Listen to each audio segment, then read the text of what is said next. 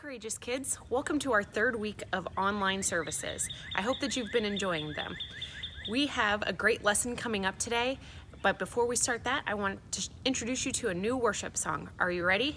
Get ready for the countdown.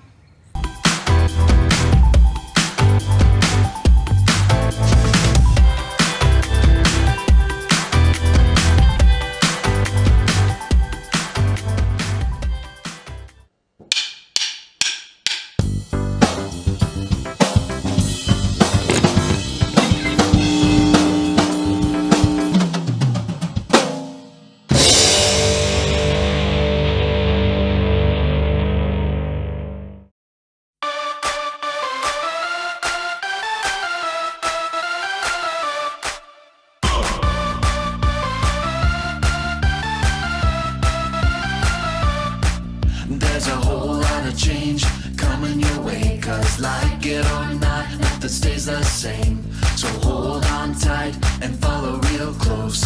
God is good and He's in control. Clap your hands like this. Now do the twist. Stomp your feet the same. Sing this way. Oh, oh, oh, oh.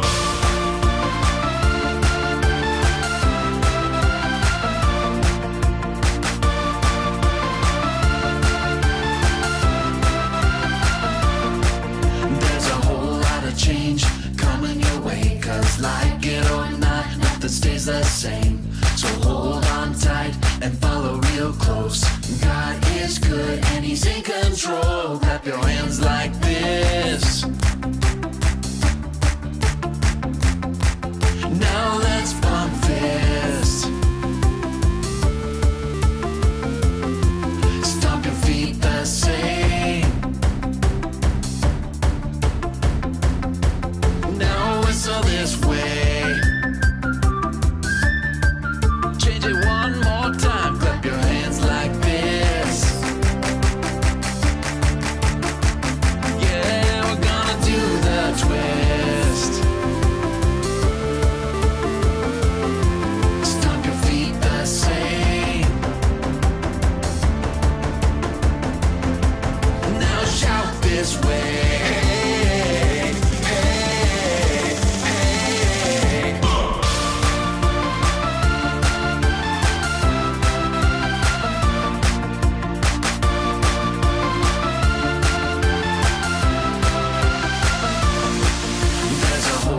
Change coming your way, 'cause like it or not, nothing stays the same.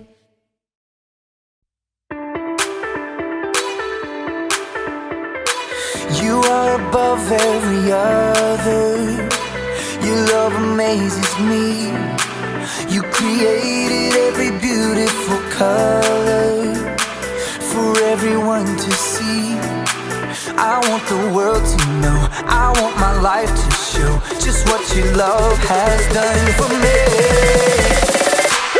In your love I'm free, in your love I'm forgiven, forgiven. Your love, it makes me sing, your love, it gives me a reason to lift my voice, yeah.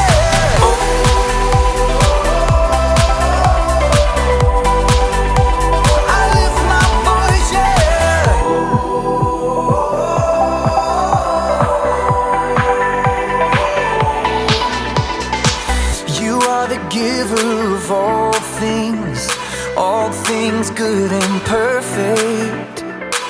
I give you all of my praise, God, 'cause only you deserve it. I want the world to know, I want my life to show just what your love has done for me. In your love I'm free, in your love I'm forgiven, forgiven. Your love, it makes me sing, your love, it gives me a reason to lift my voice, yeah.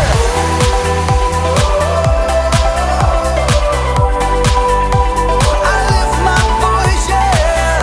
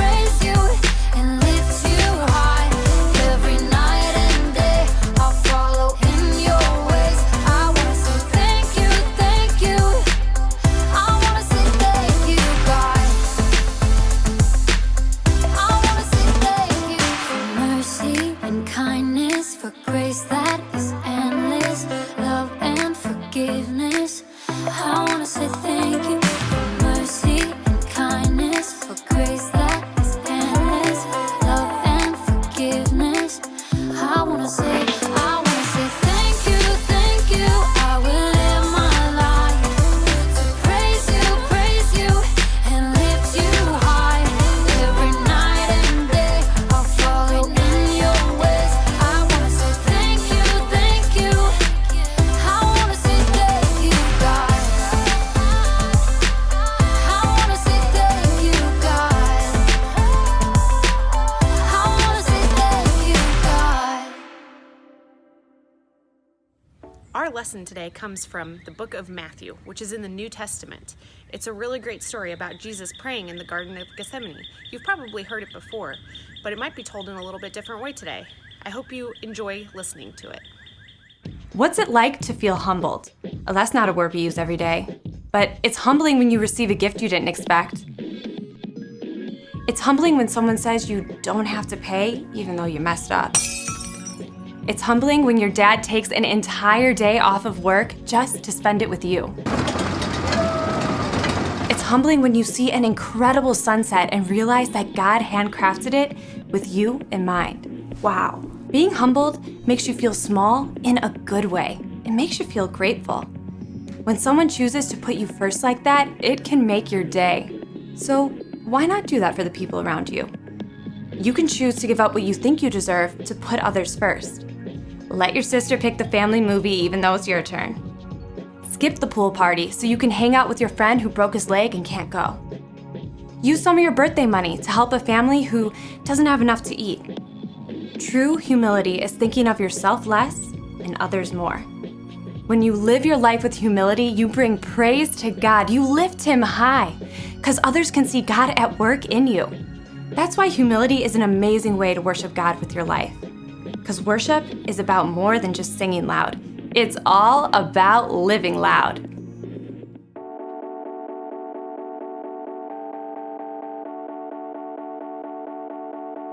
Hey, this is Jacob, or, just Jake. Is everyone okay?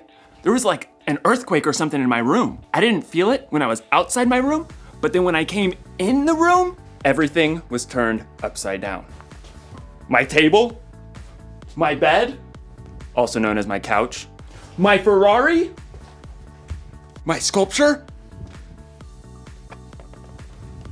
That's better. I don't know how this could have. Wait a second. Is there such a thing as roomquake? Yeah, that must be it. Anyway, I'm supposed to talk to you today about something called humility. Humility is putting others first by giving up what you think you deserve. So that means like doing stuff for others, I guess? Like my friend Chris. He's really good at humility. I mean, he humiliates me like all the time. Am I saying that right? Humiliate. Humiliate. He shows humility to me. He's super busy, but he always takes the time to put me first by playing his April Fool's surprises on me. Like the time he put my keys in Jell-O. Or the time he made me a tray of brownies.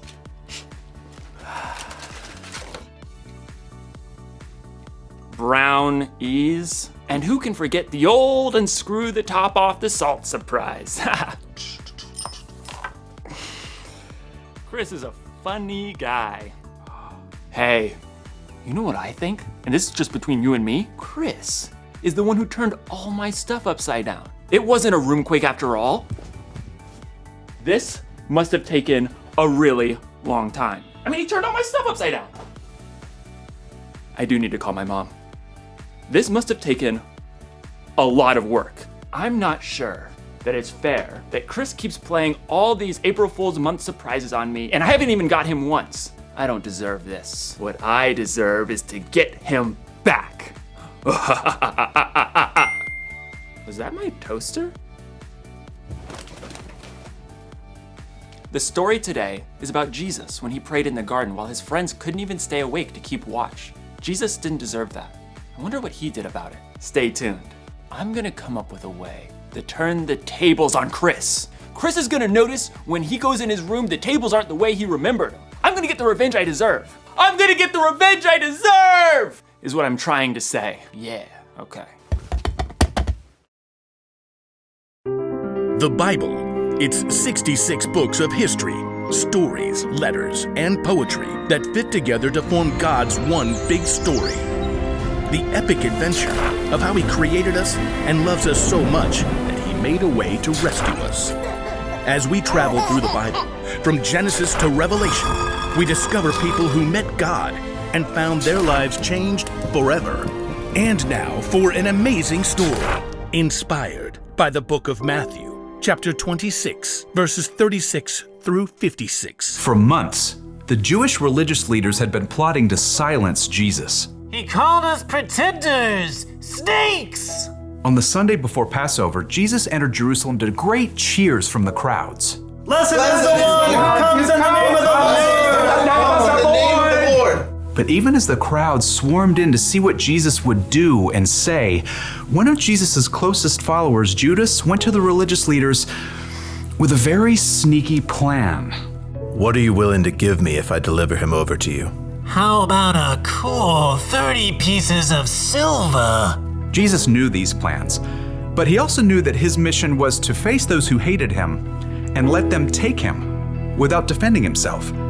He prepared his closest friends for this during a Passover meal, and then afterwards led them out of the city toward the Mount of Olives. Judas had already left them. In a little while, you will no longer see me. Then after a little while, you will see me. I came from the Father and entered the world. Now I am leaving the world and going back to the Father. The air cooled as the evening darkened. This very night, you will all turn away because of me.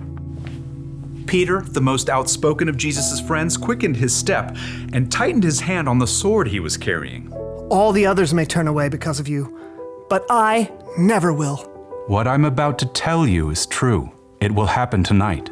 Before the rooster crows, you will say 3 times that you don't know me. I may have to die with you, but I will never say I don't know you. Me too. Same.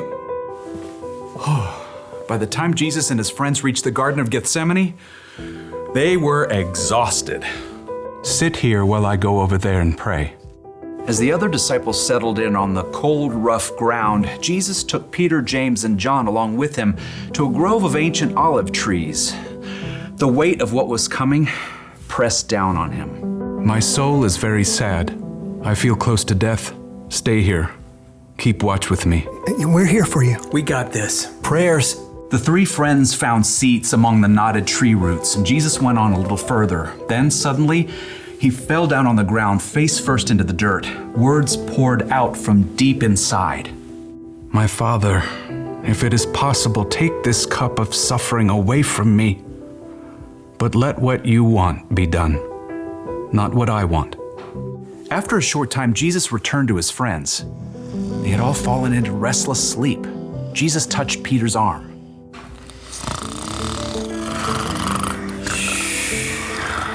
What? Huh?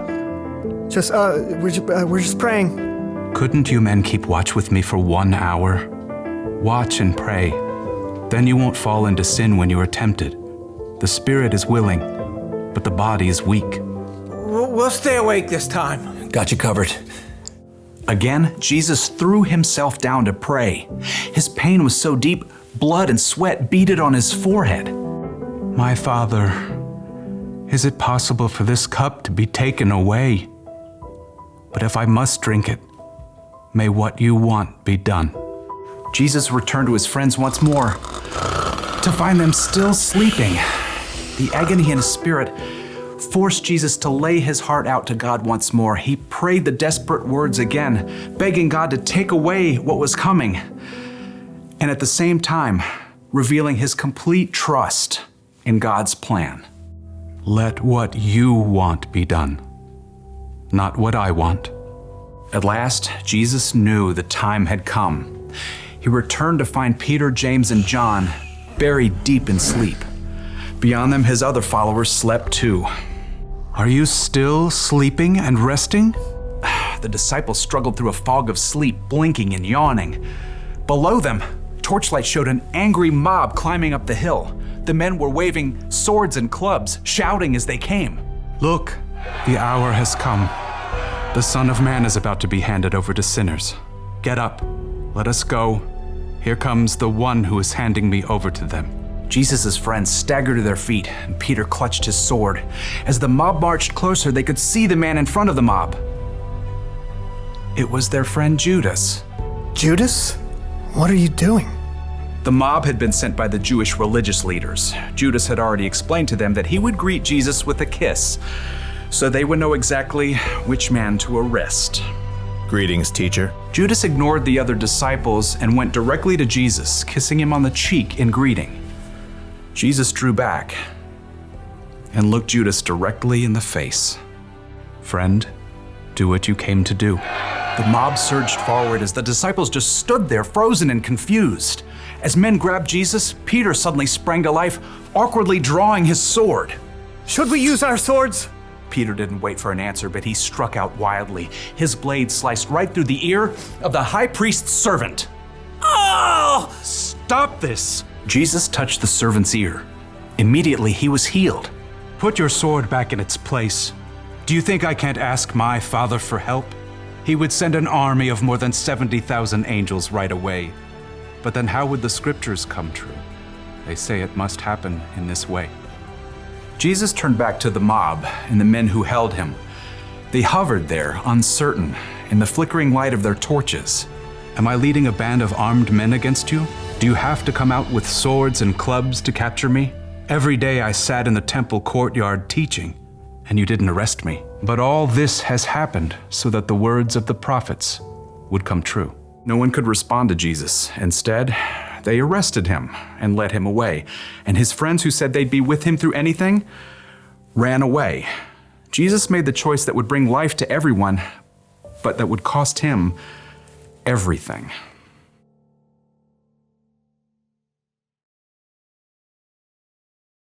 Somebody's gonna get a mustard-filled donut later, and I'm finally gonna get what I deserve. Hey, did you know that Jesus didn't deserve all that stuff that happened to him? Like when his friends ditched him when he needed them, and when those people arrested Jesus even though he never did anything he wasn't supposed to? And then, when he was put on that cross, what? Jesus could calm a storm with his hand and bring dead people back to life. Why do you let all that bad stuff happen to him? Turns out, it was all a part of the plan. When God created the world a whole bunch of years ago, he knew people were gonna need help if they were gonna have a relationship with him. So, he told people he was sending someone who would have to pay for all the stuff they did wrong. And that someone was Jesus. But it's not like Jesus wanted to go through all that bad stuff. In the garden, he was like, God, any chance there's a different way to save the world and stuff? But then Jesus was like, it's not about what I want, God, because what you want is better. So, what did Jesus do to his friends in the garden who let him down? He put them first. And what did Jesus do to those people who arrested him for no reason? He put them first. And what did Jesus do for you, me, and the whole world? He put us first. It's kind of an upside down way of doing things. Putting somebody else first for no reason when they don't earn it or when they may not even deserve it. I bet we can put people first like Jesus did. We could let someone else pick what restaurant to go to or what video game to play. We could give up our place in line sometimes. Or when someone surprises us by turning our room upside down, we could choose to not get even. So, here's the one thing I learned today. Put others first. It's not about what we deserve. It's not about what we want. What God wants is better. So, April Fool's month or not, I'm gonna put people first.